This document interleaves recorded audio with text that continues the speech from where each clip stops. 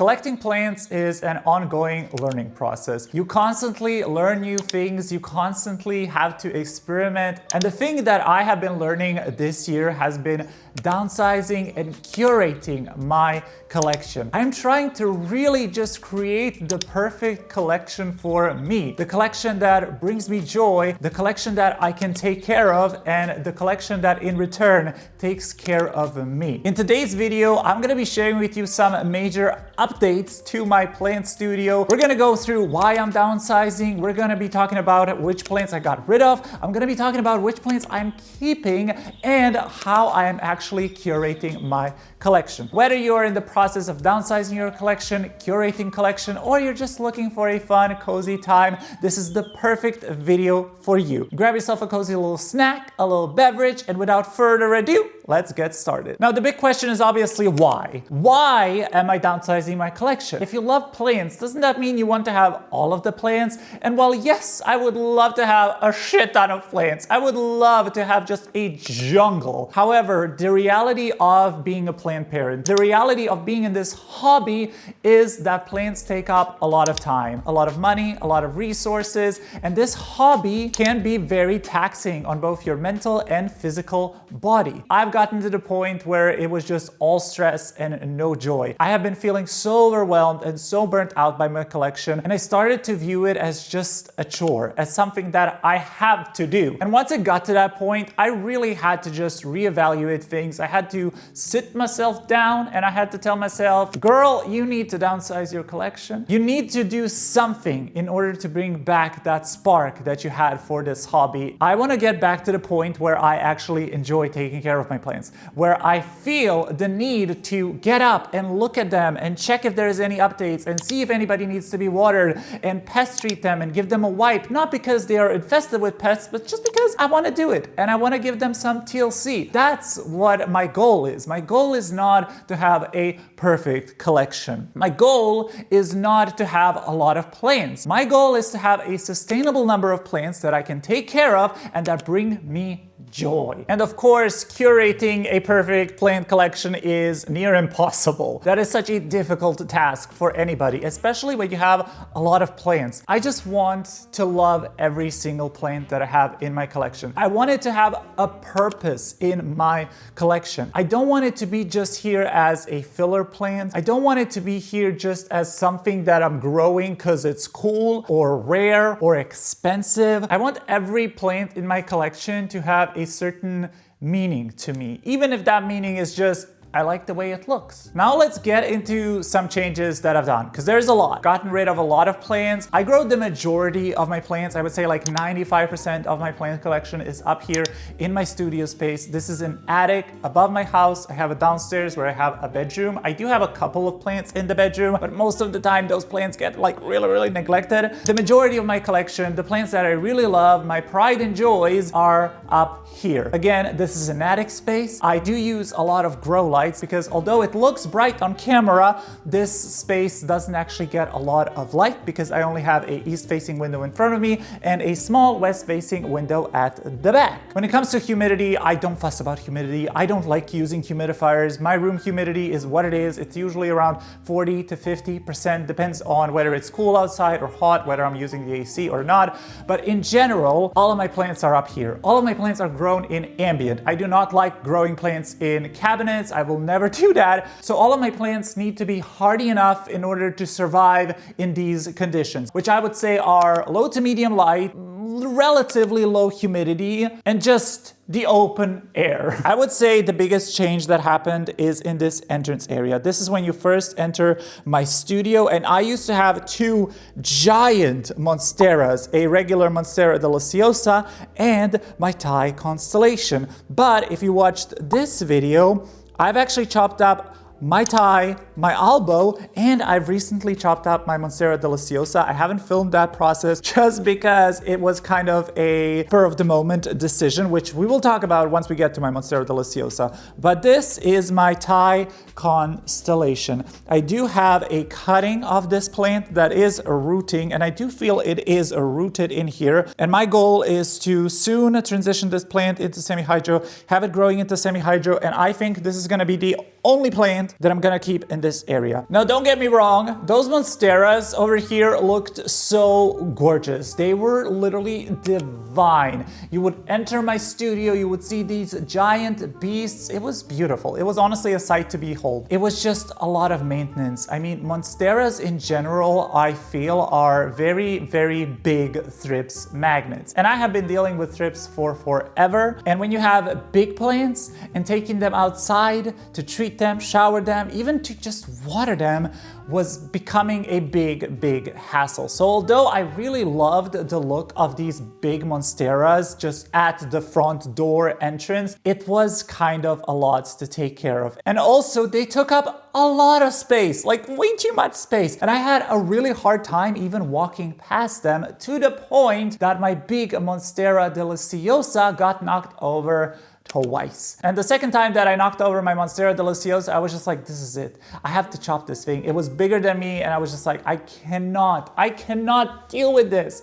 I just can't. So I decided to chop it. And this is the result of that chop. I have two cuttings, this one over here, and then this 2-leaf cutting over here. And I put this thing straight into semi-hydro. It had some gorgeous aerial roots, and I was like, you know what? Let's just experiment. Let's try putting it into semi-hydro. But you can tell this is a pretty big plant. Obviously, I know some people manage to grow their Monstera deliciosas even bigger and even more monstrous. This is still, like, I would say a medium-sized specimen, but this is still a big plant. It's still a big commitment. And the huge mother Monstera had at least, I would say, 30, 40 leaves. And you can imagine what a pain it was to take care of all of those leaves and wipe them down and wash them and give them a pest treatment every time the plant got pests. I just made the executive decision to chop it up, and we will just see how this plant will grow. Now, this plant is supported by this grow light over here. This is the Grow Gang Pianta grow bulb. I absolutely love this grow bulb, like not sponsored at all, but I absolutely love that grow light. While I'm down here, I do want to mention this plant. This is my Alocasia Silver Dragon, and in a couple of previous videos, I mentioned that I don't know what I'm gonna do with this plant, that I'm not sure if I even want to keep this plant, because as much as I love it, I feel like it just outgrew the space that it was living at. It was living on this part of my Vittsjö shelf, and it was just constantly hitting the grow light and getting burned. I decided to move it over here.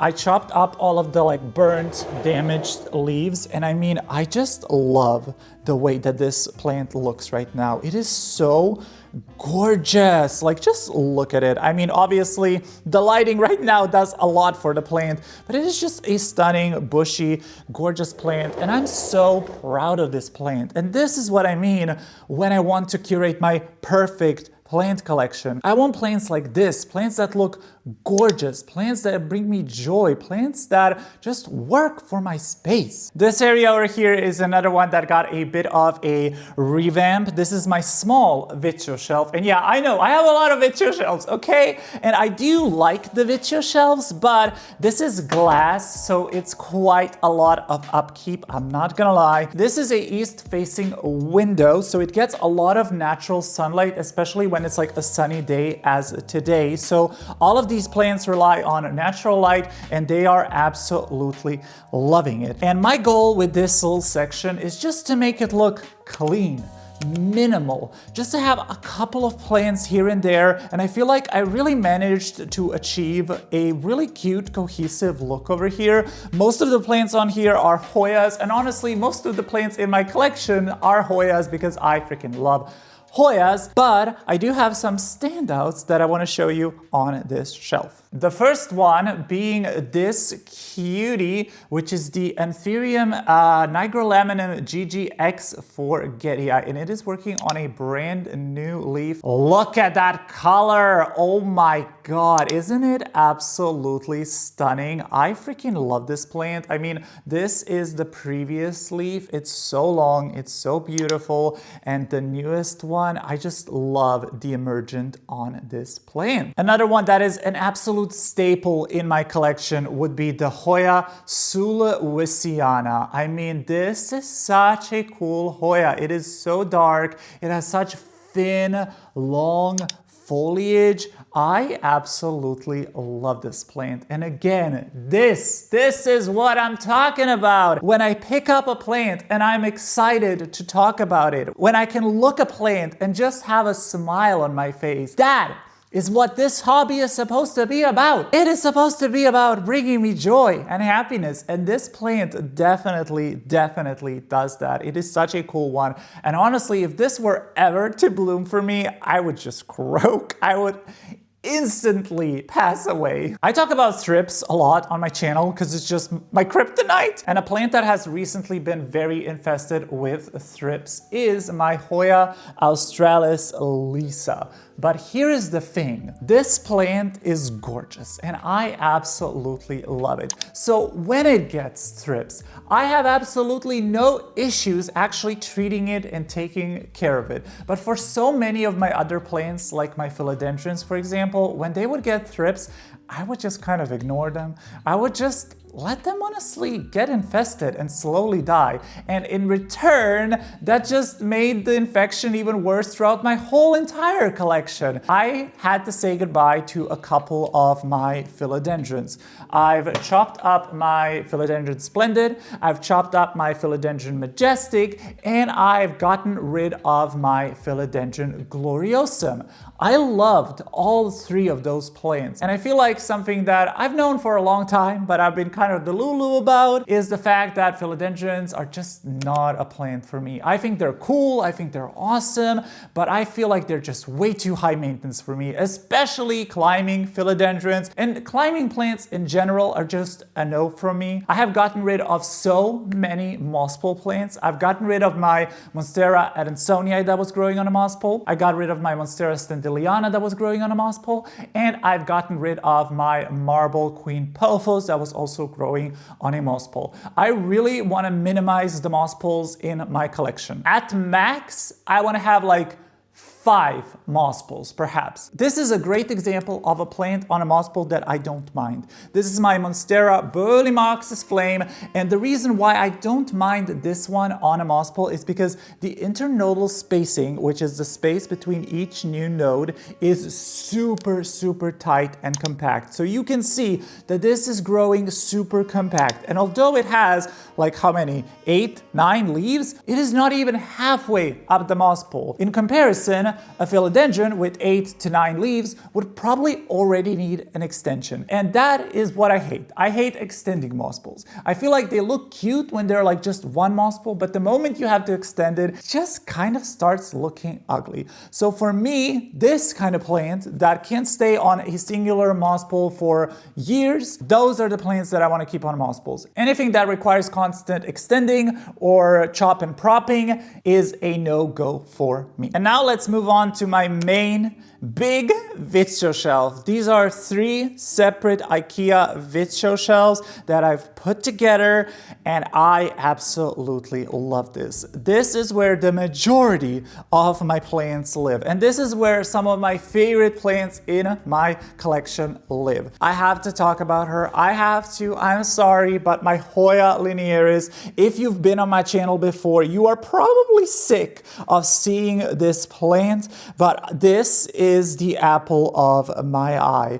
And recently she also bloomed, which if you haven't seen, I've also made a video about that. This is the prime example of what I'm talking about when I say I want a perfect curated collection. This plant gives me absolutely no grief, but it just brings me so much joy. It is such a joy to grow, and it is such a beautiful plant, and I absolutely love it. A plant that is, for example, giving me a bit of a hard time is the Anthurium Wendlingeri. Now, I absolutely love this plant. This is such a cool plant, but I've struggled with this plant, y'all. I've dropped this plant. This plant got thrips.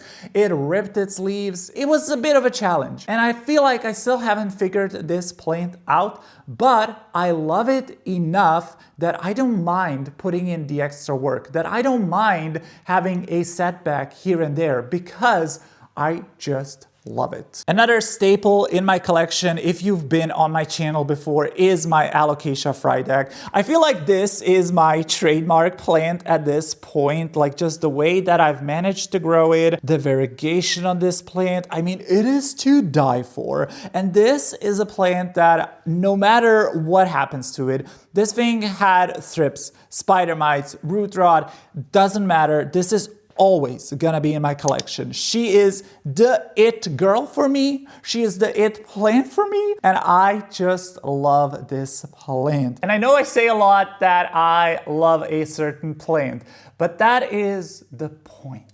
I want to have a collection where I can say, I love this plant for every single plant. Now that might be a little bit annoying to you guys, but that is my goal. And another plant that I love is the Hoya Wonderphil, the Hoya Multiflora Wonderphil. This has been a very recent acquisition in my collection. I received it as a 2-leaf cutting and it has already grown so well. It already has an amazing root system. It is just such a wonderful, kooky, awesome Hoya. And this is the type of Hoya that has those like really cool shooting star blooms. So I am extremely excited for when this thing blooms for me. And apparently it is quite a reliable and fast bloomer. I've had a really big thrips infestation a couple of months ago, and that was kind of the straw that broke the camel's back. And if you've been here for that, you definitely know that my plant collection has suffered a lot, and that has been another reason why I just needed to downsize a lot of my plants, especially my philodendrons, because I just couldn't deal with it. And I still find thrips. Like I found a bunch of thrips on my Frydek the other day. I found them on my variegated Maranta, but again, I don't mind taking care of plants that I actually love. I don't mind treating those plants. And if you've been with me through my thrips saga, you know that probably the biggest victim of that thrips infestation was my beloved Begonia white ice, who I love so much. But I'm happy to report that she has made a comeback. Look at her. This is probably one of my favorite plants in my collection and definitely my favorite Begonia. She is just so cool, and this thing was absolutely riddled with thrips. There was not a single leaf that didn't have thrips on it, and I've lopped the whole thing back. Like I've chopped it down to nothing, and she has recovered and she grew back in literal no time whatsoever. This is such a beast of a plant. I do have this growing in semi-hydro, which is part of the reason why I think it is such a success. I absolutely love semi-hydro, and I'm so happy to have this plant back in my collection. And I am very vigilant when it comes to thrips on her, but honestly, even if she gets them again, which probably will happen, getting rid of thrips is extremely difficult. I like having my windows and doors open so they just enter inside no matter what I do, but I'm no longer scared of getting thrips on this plant because I know that I can just hack it back and it's gonna grow back and it's gonna be fine. I wanna talk about the next plant because it is kind of blowing me away, and I know that I shit on Anthuriums a lot. However, there are a couple that I just love, and an Anthurium in my collection that I absolutely love is the Anthurium Besseae X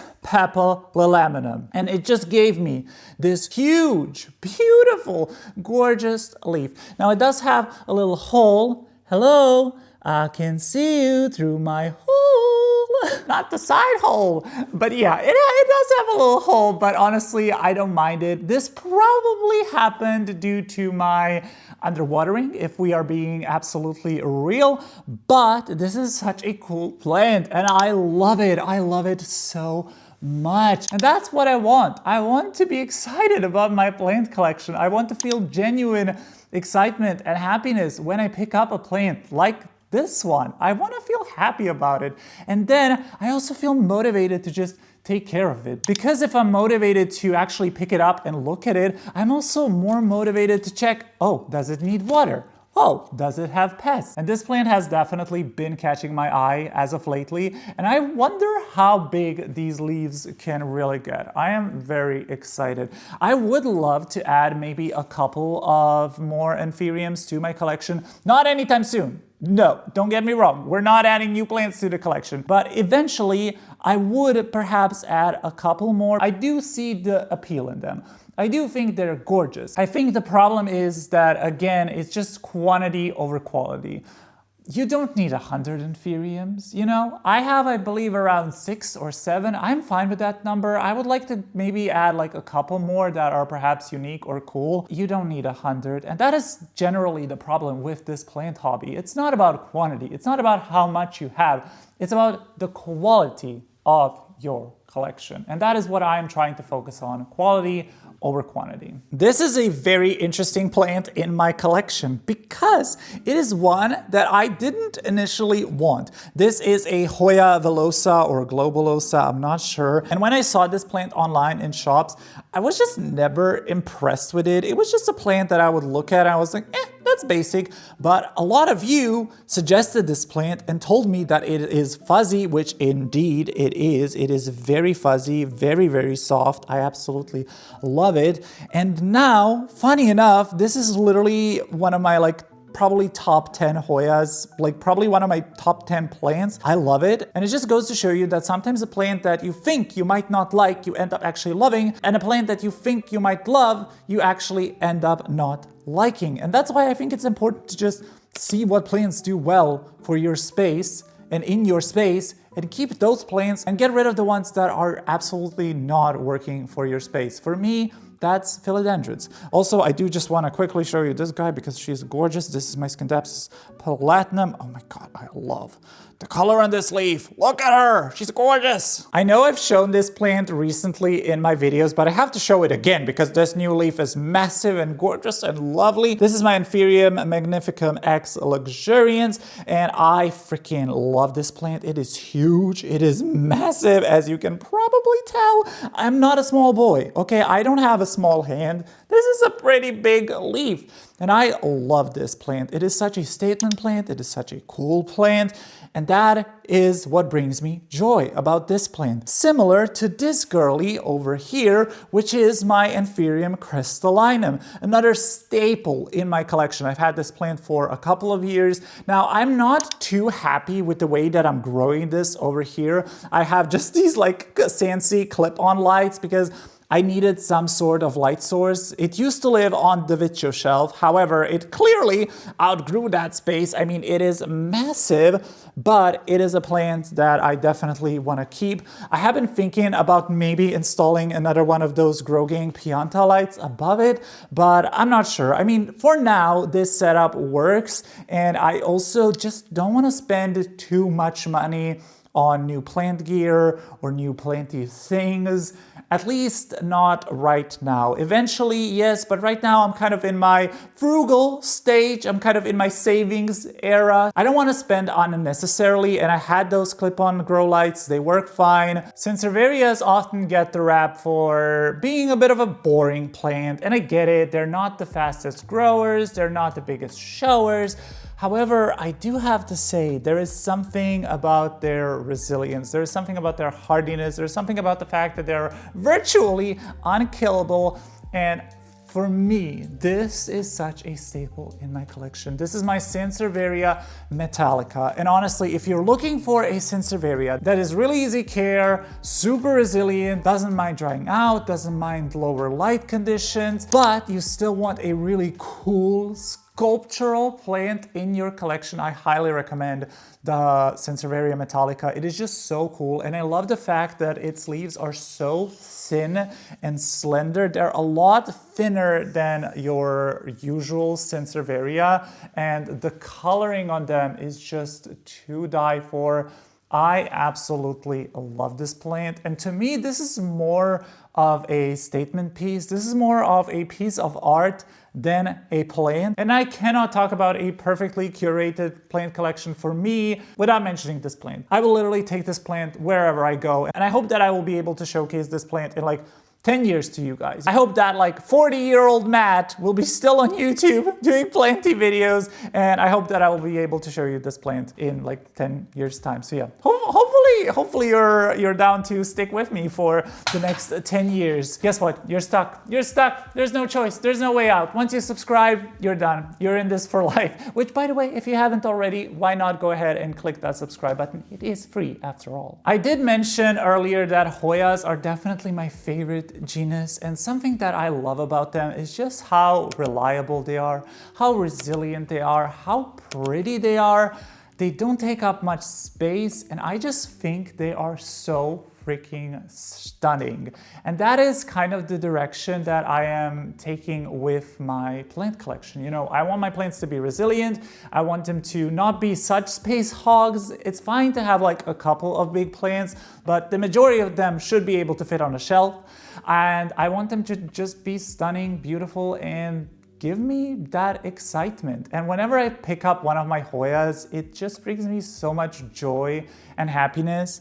And one of the Hoyas that I have been recently really loving is the Hoya Nicholsonii New Guinea Ghost. I mean, look at her. She's so gorgeous. And all of the Hoyas on my west-facing window are doing really well. For example, another one of my favorites, which is the Hoya Silver Dollar, is doing so well.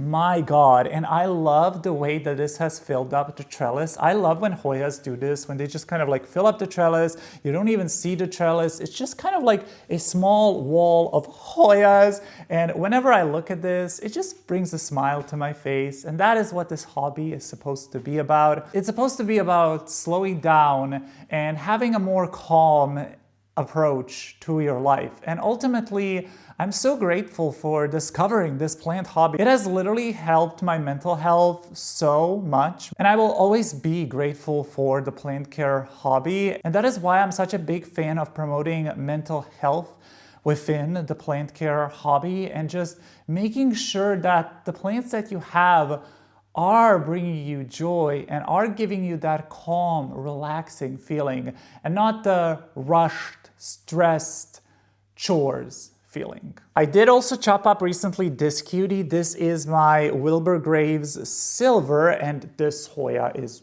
oh, I love it, chef's kiss. But the reason why I chopped it up is because I actually gave a cutting to my friend. She wanted this plant for a long time as well. I got this as a cutting, and it took a very long time to start growing, but once it got a couple of leaves, I decided to chop it up. So I kept a couple of cuttings for myself, and I gave her a cutting. And that is just another part of this hobby that I think is just so magical and wonderful. The fact that you can share your plants, share your collection, share the joy of being a plant parent with other people for literally free. That about wraps up this video. I really hope you got something out of it. If nothing else, some cozy company, and perhaps you got to see some really pretty plants. I would love to hear from you in the comments. What are your thoughts on downsizing, curating? Are you perhaps going through a downsizing period yourself? I would love to hear your thoughts as always. And as always, I do want to take a moment and thank you for being here. Thank you for watching. Thank you for commenting. Thank you for supporting me. You guys are literally the best people out there. This plant community is the best community ever. I do hope you enjoyed this video. If you did, please don't forget to hit that like button, subscribe for more content, and turn on the notifications so you're notified about every new video. I hope you have a super amazing, fabulous, gorgeous day, and I will see you in the next one. Goodbye!